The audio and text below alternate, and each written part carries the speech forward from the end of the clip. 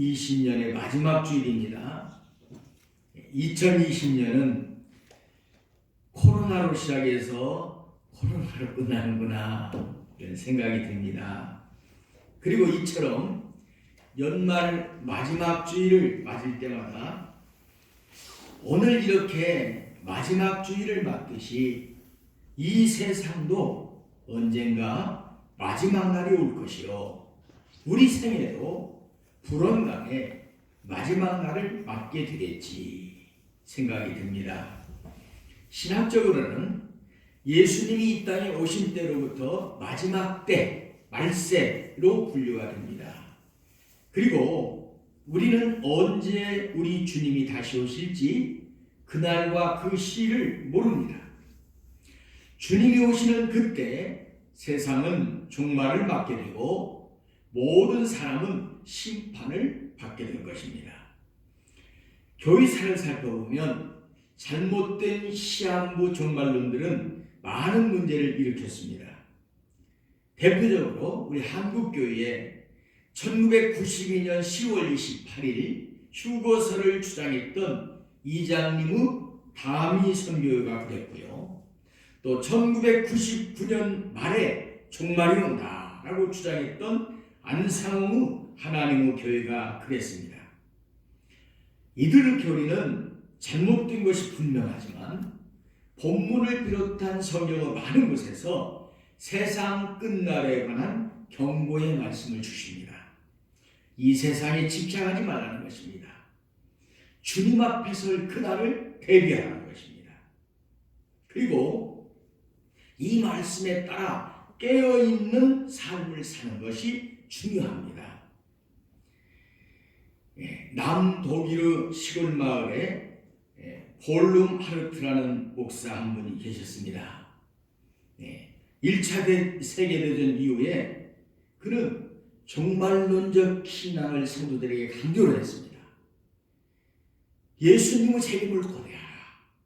예수님 날을 준비해라. 이렇게 성도들에게 누누이 가르치고 그도 그런 삶을 살았습니다.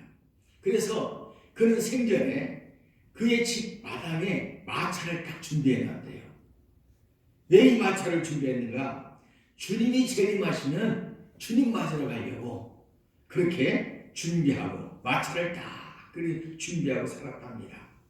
그러나 그의 이러한 종말론적 사상은 그를 잘못되게 만들지 않았어요. 주님이 언제 오실지 모르는데 그 주님을 내가 달려가 맞으리라 이렇게 생각했던 그의 종말론적 사상은 그를 잘못되게 하지 않았다는 겁니다. 그의 목회 사역을 더 아름답게 했어요. 고통 중에 있는 사람들을 찾아가서 하나님의 나라를 바라보게 하고 그를 위로하고 소망을 갖게 했습니다. 물론 그의 생애 동안 예수님은 재림하지 아니하셨습니다. 그러나 세상 끝날에 대한 그의 확신, 그 확신은 그로 하여금 한 시대를 생기있게 살다가 그 영적 긴장을 가지고 생기있게 살다간 신앙인 목회자가 되게 했습니다. 그를 그런 목회자가 되게 하고 신앙인이 되게 했다는 것입니다. 오늘 2020년의 마지막 주일에 마지막 날을 대비하는 성도, 마지막 날을 대비하는 성도라는 제목으로 강론할 때 엄연히 다가올 우리 생애의 마지막 날을 생각하며 주님 앞에 선 그날을 잘 대비할 수 있는 복된 우리 성도님들 되시기를 예수님의 이름으로 축원합니다. 마지막 날을 대비하는 성도는 첫째로 본문을 보니 재물로 범죄치 말라는 것입니다. 돈 때문에 죄짓지 말라는 거예요. 본문 1절을 보면 부자들에게 앞으로 그들이 당할 고생을 예고합니다. 그들이 울고 통곡하는 날이 올 거라는 것입니다. 그리고 2절에서 6절에는 그들이 물질 때문에 범죄함으로 하나님 앞에 심판받을 수밖에 없는 이유들을 쭉 다해내 주십니다. 우리 본문 2절, 3절, 2절과 3절을 같이 읽습니다. 2절, 3절입니다. 시작. 너무 너희 재물은 썩었고 너희 옷은 좀먹었으며 너희 금과 은은 녹이 슬었으니 이 녹이 너희에게 증거가 되며 불같이 너희 살을 먹으리라. 너희가 말세의 재물을 쌓았도다. 아멘. 자, 여기 보니 그들은 하나님이 주신 재물을 구제에 쓰거나 선한 사업에 쓰지 않았다는 것입니다. 이 말세는 구원받기 위해서 하나님을 기쁘시게 하기 위해서 모든 것을 쏟아부어야 될 그 시기인데, 이 말세에 그들이 구제나 선한 사업에 그들의 재물을 쓰지 않고 쌓아두기만 했다는 것입니다. 그래서 불의하게 쌓아둔 재물은 필경 그 소유자를 불행하게 할 것을, 지옥불에 던지어지게 할 것임을 선언하고 있습니다. 그리고 4절을 보면 부당하게 모아둔 재물, 또 갈취한 재물, 속여 모은 재물이 그의 죄의 증거가 된다는 것입니다. 그가 죄를 지었다는 증거예요. 그리고 심판의 이유가 된다고 말씀하십니다. 이들이 모은 재물은 추수한 풍꾼에게 주지 아니한 싹이어서 그것이 막 소리를 지른다는 것입니다. 그리고 추수한 자의 우는 소리, 그렇게 열심히 일을 해줬는데 품삯을 받지 못하니까 그 우는 그 소리가 하나님의 귀에 들렸다는 것입니다. 5절을 보면 그들은 사치하고 연락하는 삶을 살았어요. 그것이 하나님 앞에 죄악이 되었습니다. 그리고 이들이 그런 삶을 사니까 도사라의 짐승처럼 살찌우는 삶을 살게 되었다는 것입니다. 그래서 그들은 교만이 점점 쌓여가는 삶을 살았던 것입니다. 그리고 6절을 보면 의로운 자, 약자를 죄인으로 몰아가지고 그들의 재물을 빼앗고 그들을 죽입니다. 성도 여러분, 이렇듯 재물 때문에 죄를 짓고 재물을 가지고 죄를 짓는 당대의 부자들을 책망하는 이 말씀을 통하여서 하나님이 우리에게 주시는 말씀을 우리는 아울러 들을 수 있기를 바랍니다. 내 수중에는, 내 재물 가운데는 하나님과 사람 앞에 바르지 못한 것이 없어야 된다는 것입니다. 내가 쌓아둔 재물, 내가 쓰고 있는 재물 가운데 하나님께 드려야 될 것이 있어서는 안 된다는 것입니다. 하나님과의 관계에서 재물에 있어서 깨끗해야 된다는 것입니다. 드려야 될 것 11조를 드리고, 드려야 될 것 감사의 예물을 드리고, 그때마다 하나님께 드려야 될 것을 드려야 된다는 것입니다. 또 사람 앞에도 죄가 될 재물이 없어야 된다는 것입니다. 다른 사람의 것을 불의한 방법으로 취하거나 불의한 이익을 취하거나 이렇게 하는 것은 이것이 하나님 앞에 죄가 된다는 것입니다. 어떤 가난한 사람이 기독교인 부자에게 도움을 청했습니다. 신실하게 믿음 생활을 하는데 그에게 부요한 그 재산이 있기 때문에 그를 찾아가서 도움을 청했습니다. 그 얘기를 들은 부자가 액수가 큰 숯불을 그냥 건네줍니다. 주면서 하는 말이, 이 돈 갚지 않아도 됩니다. 그러니까 돈을 빌리는 사람이 깜짝 놀라죠. 그래서 어찌 갚지 않아도 된다고 말씀하십니까? 그랬더니 부자가 대답합니다. 내게 있는 많은 재산은 하나님께서 내게 주신 것이 아니라 단지 빌려주신 것입니다. 나에게 빌려주신 것입니다. 어려운 사람을 만나면 그것을 그들에게 나누어 줄 수 있도록 말이죠. 대답합니다. 성도 여러분, 재물 때문에, 돈 때문에 하나님을 멀리하고 또한 다른 사람을 억울하게 하면서 죄를 범하지 마시길 바랍니다. 우리는 그래서는 안 될 사람들입니다. 돈은 허무한 것입니다. 오래된 얘기지만 1923년에 재벌 6사람이 시카고의 한 큰 호텔에서 미팅을 가졌습니다. 회합을 가졌습니다. 이들이 얼마큼 부자냐?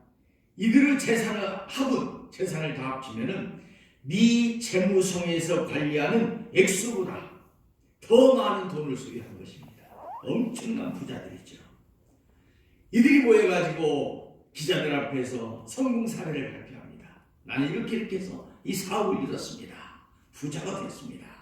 그리고 언론은 젊은이들에게 이들의 말을 인용해서 막 분발을 촉구합니다. 뭐 얻느냐? 이 사람들을 보아라. 그런데요, 그로부터 25년 후에 이들이 어떤 형편에 있는가를 한번 취재했답니다. 그랬더니요, 당시 최대 강철 회사 사장이었던 찰스 슈와브라는 사람은 죽기 전에 5년간 자기도 다 탕진해버리고 돈을 꾸어서 생계를 유지하고 마지막에는 무익부도로 사망을 했답니다. 그리고 최대의 공유 투기업자였던 미일 투기업자였던 아서 커튼이라는 사람은 그 사업이 다 실패해가지고 이 고생하다가 고국에서도 죽지 못하고 외국에서 사망을 했답니다. 그리고 뉴욕 증권거래소의 사장이었던 리처드 휘트니, 그는 감옥에 갇혀가지고 옥고를 치르다가 출감을 했습니다. 25년 후에 봤더니. 그리고 대통령의 강요했던 엘버트 폴이라는 사람은 형무소에 수감되었다가 특사로 출소해갖고 겨우 집에서 사망했답니다. 그리고 국제개발은행장이었던 레온 프레이저라는 사람은 심한 우울증에 시달리다가 자살을 했고요. 그리고 또 한 사람, 세계 최대 회사의 사장이었던 아이바 프로이크라는 사람도 역시 스스로 목숨을 끊었다 합니다. 돈이 얼마나 허무한가, 재물을 많이 갖는다는 것이 얼마나 부질없는가를 이들의 삶을 통해서 보여주지요. 그러므로 사랑하는 성도 여러분, 돈을 사랑하지 말고 이 땅의 재물에 집착하지 말고 주님을 사랑하는 우리 성도님들 되시기를 바랍니다.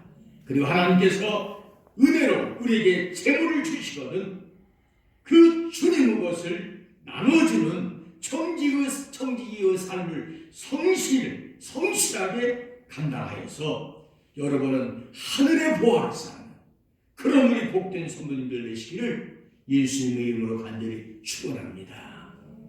두 번째, 마지막 날을 대비하는 성도는 길이 참으라는 것입니다. 길이 참으라. 우리 본문 7절과 8절을 같이 읽습니다. 7절, 8절 시작. 그러므로 형제들아, 주께서 강림하시기까지 길이 참으라. 보라, 농부가 땅에서 나는 귀한 열매를 바라고 길이 참아 이른 비와 늦은 비를 기다리나니 너희도 길이 참고 마음을 굳건하게 하라. 주의 강림이 가까우니라.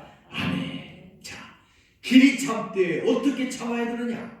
농부처럼 길이 참으라는 것입니다. 씨를 뿌린 농부가 오랫동안 기다리는 것처럼 그렇게 좀 기다림에 참으라는 것이죠. 해충이 달라들고 흑종병이 생기고 또 잡초가 우러지고, 그러지만 그거 다 구축 작업을 하고 또 제초 작업을 하면서 그 어려움을 참습니다. 그리고 추수날까지 기다리죠. 그것처럼 그렇게 참으라는 것입니다. 또 주의 강림이 가까우니 길이 참으라고 했습니다. 고난이 한없이 끝없이 계속되지 않는다는 것입니다. 우리에게 닥치는 고난은 언젠가 끝이 있다는 것입니다. 끝이 있으니 참으라는 것입니다.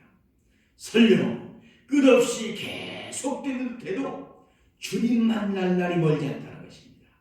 주님이 오신다는 것입니다. 그러니 그 주님 만날 날이 멀지 않으니 그때까지 참으라. 끝까지 참으라는 말씀입니다. 그리고 참되 원망하지 말고 길이 참으라 그랬습니다. 9절에 보니까 형제들아 서로 원망하지 말라. 그리하여야 심판을 면하리라 하셨습니다. 인내의 결실을 맺기 위해서는 서로 원망하지 말라는 것입니다. 그리하여야 심판을 면하리라 하셨습니다. 형제를 원망하는 자는 예수님이 재림하시어서 우리가 하나님 앞에 서는 날 심판을 면치 못할 줄 알고 어떠한 어려움을 당해도 어떤 억울한 일을 당해도 그 형제를 원망하지 않도록 기도하여 하나님의 도우심을 구하면서 그를 원망하지 않는 성도가 되어야 된다는 것입니다. 그러므로 사랑하는 성도 여러분, 어떠한 경우에도 여러분은 기 참아내는 그런 성도님들 되시기를 주님의 이름으로 부탁을 드립니다. 영국 런던 선교회에서 파송을 받은 김무호 목사라는 분이 몽고 지방에서 전도를 했습니다. 어디 특별한 어떤 그 숙소가 없으니 어떤 주막에 체류하면서 사람들에게 전도를 했습니다. 그런데 동네 사람들이 이 김무호 목사님을 향해서 막 놀립니다. 욕을 합니다. 눈을 빼먹고 염통을 빼먹는 양귀자라고, 양귀자라는 서양의 귀신이라는 뜻입니다. 이 서양 귀신놈아, 눈 빼먹고 이 염통 빼먹는 서양 귀신놈아, 이렇게 욕을 계속하는 것입니다. 그러니까 주막 주인이 자기 그 주막에 머무르는 손님한테 동네 사람들이 이렇게 욕하고 조롱하니까 막 몽둥이를 들고 그 사람들을 쫓아다닙니다. 때리려고. 그때 김무호 목사님이 그를 만류했습니다. 그러니까 주인이 막 화가 나서 말합니다. 아, 저놈들이 지금 벌써 사흘 동안이나 이렇게 욕을 하니 내가 참을 수가 없습니다. 그랬더니 김무호 목사님이 주인을 타이릅니다. 내 이름이 양귀자도 아니요, 서양 귀신도 아니요, 눈과 염통을 빼먹는 사람도 아니니 그 말이 내게 무슨 상관이 있습니까? 자기가 그런 사람이 아니니까 괜찮다는 거예요. 아무리 그렇게 조롱하고 놀리고 그래도 주인은 그 말을 듣고 감복을 했습니다. 그리고 김무호 목사님에게 세례를 받고 예수님을 믿고 구원받게 되었다는 것입니다. 그러므로 사랑하는 성도 여러분, 말세를 살아가는 저와 우리 성도님들은 어떤 고난도 어떤 억울함도 길이 참아내시기를 바랍니다. 그리하여 머지않아 주님 만날 때 끝까지 길이 참 착하고 충성된 종으로 칭찬받고 상급받는 복된 우리 성도님들 되시기를 축원합니다. 마지막 세 번째, 마지막 날을 대비하는 성도는 주의 자비하심과 긍휼을 믿으라는 것입니다. 주의 자비하심과 긍휼을 믿으라. 우리 10절 11절 본문 10절과 11절을 같이 읽습니다. 시작. 형제들아, 주의 이름으로 말한 선지자들을 고난과 오래 참음의 본으로 삼으라. 보라, 인내하는 자를 우리가 복되다 하나니 너희가 욥의 인내를 들었고 주께서 주신 결말을 보았거니와 주는 가장 자비하시고 긍휼히 여기시는 이시니라. 아멘. 자, 여기 보니 선지자들을 오래 참음의 본으로 삼으라 그랬습니다. 하나님의 말씀을 전하는 자들, 하나님의 뜻을 밝게 하는 자들, 이들은 하나님의 사랑을 받는 자들입니다. 그러나 이들은 이 땅에서 고난을 당합니다. 고통을 당하고 어느 때는 죽기까지 합니다. 그들을 바라보며 주의 일을 하다가 고난을 당해도 참으라는 것입니다. 또한 하나님께서 그들을 보호하시고 신원하신다는 것을, 그들의 그 원통함을 나중에 들으시고 풀어준다는 것을 믿고 고난을 참으라는 것입니다. 또 욥의 인내와 결말을 보고 주의 자비와 긍휼을 믿으라 그랬습니다. 욥은 모든 재산을 잃었습니다. 완전 파산한 것이지요. 한순간에 모든 자녀를 잃었습니다.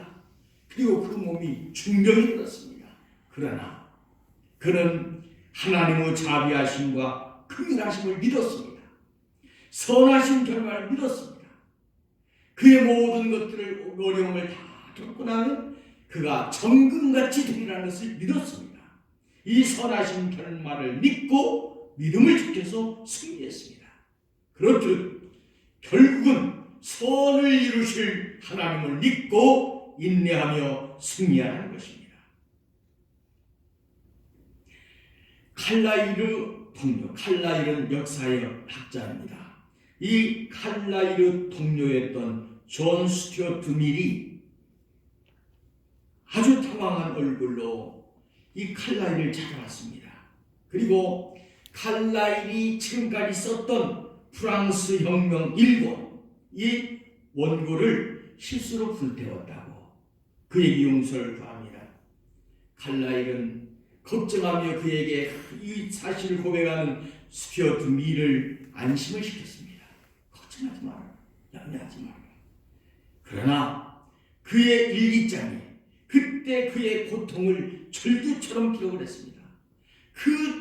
지금까지 그 책을 쓰느라고 그 원고를 쓰느라고 힘이 들었는데 그러니까 고통스럽죠. 그 고통을 쭉 기록했습니다. 그리고 그 일기의 끝에는 그렇게 그 고통스러운 것을 고백했지만은 그 일기의 끝에는 그의 믿음이 또한 고백되어 있었습니다. 그 내용은 이렇습니다. 틀림없이 하나님께서는 그것을 내게 주시리라. 선생님이 안 돼요 학생, 좀 더 잘 써야 해 라고 학생에게 말씀하시듯 하나님께서 나로 하여금 다시 쓰도록 하신 것이리라. 내가 할 수 있는 일은 오직 순종하고 다시 시작하는 것이리라. 그리고 다시 그는 원고를 썼습니다. 그래서 이전에 썼던 것보다 훌륭한 명작을 만들어냈던 것입니다. 그러므로 사랑하는 성도 여러분, 하나님의 선하심을 믿고 주님을 바라본 욥이 이전보다 배나되는 복을 받았던 것처럼 우리 믿음의 선배들이 하나님의 긍휼하심과 자비하심을 믿고 인내하여 승리했듯이 또한 그들이 하나님의 선하심을 믿고 오래 참아 승리하고 하나님이 주신 그 선하신 결과를 받았던 것처럼 그렇게 주의 선하심을 믿고 인내하는 승리하는 우리 성도님들 되시기를 바랍니다. 오늘 2020년의 마지막 주일에 마지막 날을 대비하는 성도라는 제목으로 말씀을 드렸습니다. 마지막 날을 대비하는 성도는 재물로 범죄치 않습니다. 재물 때문에 죄짓지 않습니다. 하나님 앞에 사람 앞에 죄짓지 않습니다. 또한 마지막 날을 대비하는 성도는 길이 참습니다. 그리고 주의 자비하심과 긍휼을 믿고 모든 어려움을 인내하여 승리합니다. 우리 모든 사랑하는 성도님들이 이렇게 마지막 날을 잘 대비해서 주님을 만나는 그때 주님께로부터 잘했다 칭찬받고 하늘을 상급받는 복된 우리 성도님들 되시기를 예수님의 이름으로 간절히 축원합니다. 기도하겠습니다. 아버지 하나님, 2020년의 마지막 주일에 마지막 날을 대비하는 성도라는 제목으로 말씀을 전했습니다. 아버지 하나님, 우리 모든 사랑하는 성도님들이 이 본문의 말씀을 마음에 깊이 새기고 주님이 언제 오실지라도 우리 사랑하는 성도님이 달려가 주님의 품에 안길 수 있는 그런 성도님들이 되게 하여 주시옵소서. 주님 만날 그날 마지막 날을 잘 대비하는 우리 모든 성도님들 되게 하여 주시옵소서. 예수님 이름으로 기도하옵나이다.